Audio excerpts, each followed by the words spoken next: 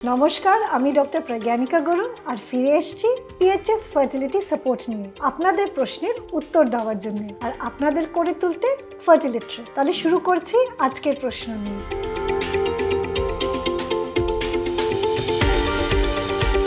Ma'am, egg quality কি improve করা যায় না? আমার আগে পলিপেক্টমি হয়েছিল, একটা টিউব ব্লক, সার্ভাইকাল ফাইব্রয়েড, আর এই মার্চে অপারেশন হয়েছিল একটা failed IVF for egg quality. Cyst আছে, endometrial lining good but wife fail, আবার আইভিএফ, এন্ডোমেট্রিওসিস, ইউট্রাস, ফাইব্রয়েড ইউট্রাসের বাইরে, এজ 31, হাজবেন্ডের সব নর্মাল। আপনাদের এগ কোয়ালিটি ডিটেক্ট করার কোনো টেস্ট হয় না। আমরা যে টেস্টগুলো করি যেরকম আলট্রাসাউন্ড, এএমএইচ, এই টেস্টে আপনার এগ কোয়ান্টিটি আর এগের ইনজেকশনসে কি রেসপন্স হতে পারে সেইটা আমরা নিশ্চিত করতে পারি। জেনারেলি যদি আপনার বয়স কম থাকে, আলট্রাসাউন্ড ভালো থাকে, এএমএইচ বেশি থাকে, তাহলে আপনাদের রেসপন্স টু মেডিসিনস গুড থাকে। এগ কোয়ালিটি আইভিএফ এর সময় বোঝা যায়, কিন্তু এগ কোয়ালিটি ইমপ্রুভ করা যায়। জেনারেলি আপনাদের 3 মাসের জন্য আমরা কিছু মেডিসিনস, কিছু লাইফস্টাইল চেঞ্জেস করে তারপরে আপনারা যদি আবার ট্রাই করেন, অনেক সময় দেখা গেছে যে এগ কোয়ালিটি ইমপ্রুভ করা যায়। একটা খুব ইম্পর্টেন্ট ফ্যাক্টর হলো ওয়েট। যদি আপনার ওজন বেশি থাকে, আপনার বিএমআই বা বডি মাস ইন্ডেক্স 24-এর উপরে থাকে, তাহলে যদি ওয়েট রিডিউস করার পরে আবার আইভিএফ এ এগোন, অনেক সময় এগ কোয়ালিটি বেটার থাকে। আরেকটা জিনিস হচ্ছে, আপনার এন্ডোমেট্রিওসিসের অসুখ আছে, যতদিন আপনারা ট্রাই করছেন না ততদিন এন্ডোমেট্রিওসিস কন্ট্রোল করার জন্য মেডিসিনস নেওয়া উচিত। এন্ডোমেট্রিওসিস যেহেতু একটা ইনফ্লামেটরি ডিজিজ, এমনিতেই এগ কোয়ালিটি খারাপ হতে পারে, তাই জন্য এন্ডোমেট্রিওসিসেরও ট্রিটমেন্ট করা উচিত। একবার আইভিএফ ফেল মানেই না যে বারবার আইভিএফ ফেল। যেই প্রবলেমসগুলো ছিল সেইগুলোকে ওভারকাম করে প্রপার প্ল্যানিং এর সাথে নেক্সট আইভিএফ সাইকেল আপনি আবার করতে পারবেন। ম্যাম, আমি ইকোস্প্রিন এবং ইভাপেরিন ইনজেকশন দুটোই নিচ্ছি, কিন্তু তাও আমার 20 উইকসে মিসক্যারেজ হয়ে যায়। নেক্সট আমি কি ট্রিটমেন্ট নেব যাতে আর মিসক্যারেজ না হয়, প্লিজ একটু জানাবেন। ম্যাম, আমি ইকোস্প্রিন এবং ইভাপেরিন ইনজেকশন দুটোই নিয়েছি, কিন্তু তাও আমার 20 সপ্তাহে মিসক্যারেজ হয়ে যায়। নেক্সট আমি কি ট্রিটমেন্ট নেব যাতে আবার মিসক্যারেজ না হয়, প্লিজ একটু জানাবেন।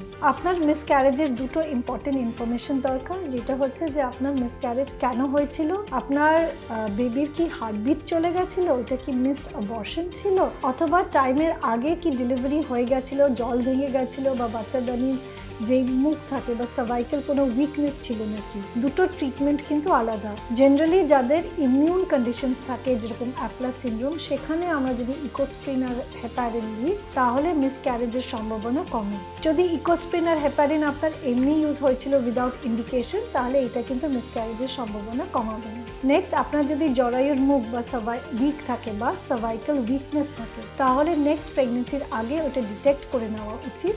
আর প্রেগনেন্সির সময় আমরা একটা সার্ভাইকাল স্টিচ দিই। যাদের সার্ভাইকাল উইকনেস থাকে, জেনারেলি 20 সপ্তাহ বা 5 মাস বা 6 মাসের দিকে জরায়ুর মুখটা খুলে যায়, অনেক সময় জল ভেঙে যায়, আর ব্যথার আগেই বাচ্চা বেরিয়ে আসে। সেটাকে আমরা সার্ভাইকাল ইনকম্পিটেন্স বলি, আর ট্রিটমেন্ট হচ্ছে সার্ভাইকাল স্টিচ। তাহলে কারণটা জেনে আমরা আপনার নেক্সট মিসক্যারেজটা প্রিভেন্ট করতে পারবো। ম্যাম, আমার 7 উইকসের মিসক্যারেজ হয়েছে। ডক্টর আমাকে ক্রিমসন 35 ট্যাবলেট 3 মাস খেতে বলেছে, আমি কি খাবো? আর 3 মাস পরে আমি কি বাচ্চা নিতে পারবো? বয়স 25, ওজন 54, হাইট 5.3 ফিট। হ্যাঁ, আপনি মেডিসিনস নিতে পারেন। জেনারেলি মিসক্যারেজের পরে আমরা 3 মাস বলি রেস্টে থাকতে আর প্রেগনেন্সির জন্য না ট্রাই করতে। তাই জন্য হয়তো আপনাকে মেডিসিনস দেওয়া আছে। 3 মাস পরে আপনারা প্রেগনেন্সির জন্য ট্রাই করতে পারেন। ইউজুয়ালি আমরা দেখিনি যে মিসক্যারেজ কি কারণে হয়েছিল, কিছু ব্লাড টেস্ট হয়, আল্ট্রাসাউন্ড হয়, তারপরে সবকিছু ঠিক দেখে আপনারা আবার প্রেগনেন্সির জন্য ট্রাই করতে পারেন। ম্যাম, আমার বয়স 32, আমার আর্লি প্রেগনেন্সি মিসক্যারেজ হয়েছে রিসেন্টলি। ডক্টর কিছু মেডিসিনস দিয়েছেন 5 দিনের জন্য। 2 মাস পর বেশ কিছু টেস্ট দিয়েছেন। 3 মাসের আগে প্রেগনেন্সি নিতে বারণ করেছেন। আমি কি ন্যাচারালি প্রেগনেন্সি নিতে পারবো? হ্যাঁ, আপনি অবশ্যই নিতে পারেন। জেনারেলি বারবার মিসক্যারেজ হওয়ার পরে আমরা কি কারণে মিসক্যারেজ হচ্ছে সেটা দেখি। আপনার মেইন যদি বুঝতে চান, ইউজুয়ালি 3টা কারণে মিসক্যারেজ হতে পারে। হয়তো ভ্রূণের কোনো সমস্যা আছে, ভ্রূণের কোয়ালিটি খারাপ, অথবা জেনেটিক কোনো সমস্যা আছে, অথবা আপনার যে গর্ভাশয় আছে ভেতরের জায়গাটা, সেখানে কোনো সমস্যা আছে, কোনো জন্মগত ডিফেক্টস থাকতে পারে, যেরকম সেপ্টাল টিউট্রাস, বাইকোনিক টিউট্রাস, অথবা ভেতরে কোনো প্রবলেম থাকতে পারে, যেরকম টিউমার্স হলো, অ্যাডিনোমাইসিস হলো, যেটার জন্য গর্ভপাত হচ্ছে। আর তৃতীয়ত, জেনারেলি ব্লাডে এমন কিছু পদার্থ থাকতে পারে যেটা আপনার মিসক্যারেজকে করায়, সেইগুলোকে আমরা ইমিউনোলজিক্যাল রিজনস বলি, সেরকম অ্যাপলা সিনড্রোম।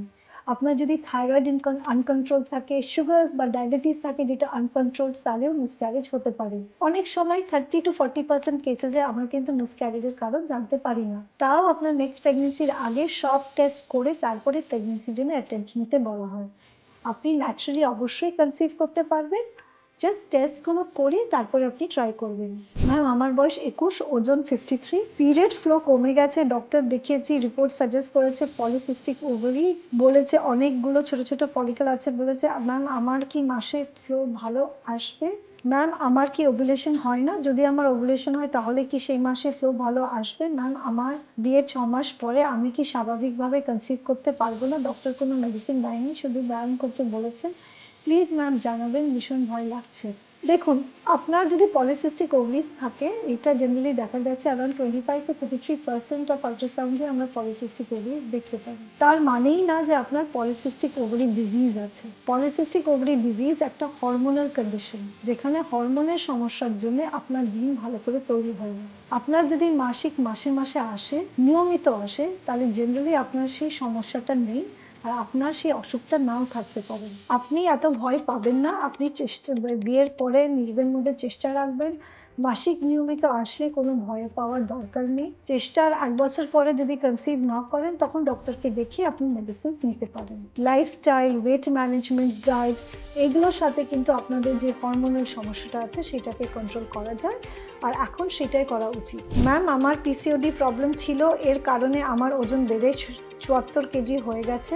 এরপর আমি লাইফস্টাইল চেঞ্জ করে ডায়েট এবং এক্সারসাইজ করে 10-12 কেজি ওজনও কমে নিয়েছি, 62 কেজি। আমার ডিমও এসেছিল, 18 ছিল, কিন্তু সেই মাসে কনসিভ হয়নি। তারপর থেকে আবার চেষ্টা করছি, ডক্টর আমাকে বলেছেন যে মাসে ডিম এসেছিল সেই থেকে 6 মাস ট্রাই করতে। এখন আমার করণীয় কি, প্লিজ একটু জানাবেন। জেনারেলি আপনাদের পলিসিস্টিক ওভারি সিনড্রোম যাদের আছে তাদের মেন কারণ ইনফার্টিলিটি হচ্ছে অ্যানওভুলেশন বা মাসে মাসে ডিম না তৈরি হওয়া। যেই ওষুধে আপনার ডিম তৈরি হচ্ছে সেই ওষুধটা আপনাকে নিয়মিত অ্যারাউন্ড 3 to 6 মান্থস খাওয়া উচিত। যদি আপনার ভালো করে ওভুলেশন হয় তাহলে আপনার 60-70% চান্স থাকবে যে এই 6 মাসের ভেতরে আপনি কনসিভ করে যাবেন। যদি ডিম তৈরি হওয়া সত্ত্বেও আপনি 6 মাসের ভেতরে না কনসিভ করতে পারেন, তাহলে আপনাকে আবার দেখে অ্যাডভান্স অন্য টেস্ট করা উচিত। তাহলে আপনার ডক্টর ঠিকই বলেছেন, এই যে ওষুধগুলো খাচ্ছেন সেই ওষুধে আপনি ট্রাই করুন। আপনি টিভিএস ফলিকুলোমেট্রি স্ক্যান করে ফলিকুলার ট্র্যাকিং করে দেখে নিতে পারেন যে ডিম তৈরি হচ্ছে আর ডিম ওভুলেশন হচ্ছে কিনা। সে করলে আপনার প্রেগনেন্সি আসার সম্ভাবনাটা ভালোই থাকবে। ম্যাম আমার বিয়ে হয়েছিল 15 বছর, আবার পিসিওডি আছে, বেবি হচ্ছে না, আমার ওজন 52, পিরিয়ড মাসে 38 দিন হচ্ছে, এখন আমি অ্যাপকট খাচ্ছি, আমার কি বেবি হবে? আর পিরিয়ড হলে 2 দিন পরেই ভালো হয়ে যায়, এখন আমি কি কনসিভ করতে পারবো?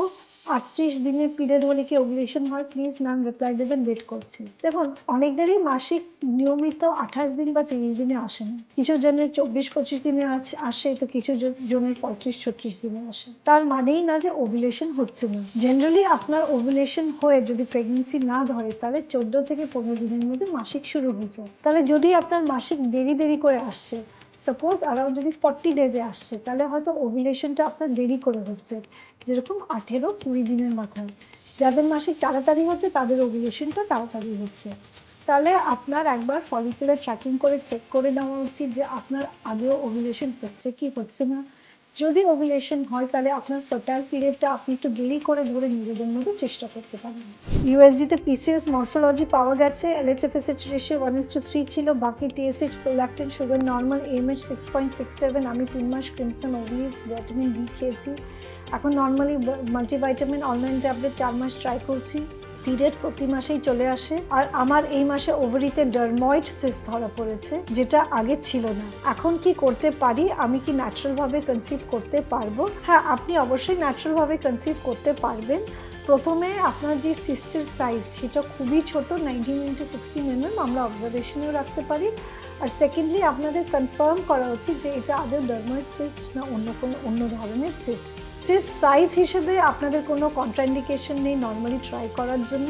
একবার আপনি প্রপার আল্ট্রাসাউন্ড করিয়ে ডক্টরকে দেখিয়ে আপনি সেটা ডিসাইড করুন যে ডার্ময়েড সিস্ট আছে কি নেই। ডার্ময়েড সিস্ট থাকলে আমাদের অনেক সময় সার্জারি করে ওটাকে বের করে ফেলতে হয়। তাহলে এখানেই শেষ করছি আজকের পিএইচএস ফার্টিলিটি সাপোর্ট। আশা করি আপনাদের সব প্রশ্নের উত্তর দিতে পেরেছি। আরও যদি প্রশ্ন থাকে আপনারা কমেন্ট বক্সে লিখে পাঠান। নেক্সট এপিসোডে নিশ্চয়ই উত্তর দেওয়ার চেষ্টা করব। আর মনে রাখবেন that it is time to get fertility treats.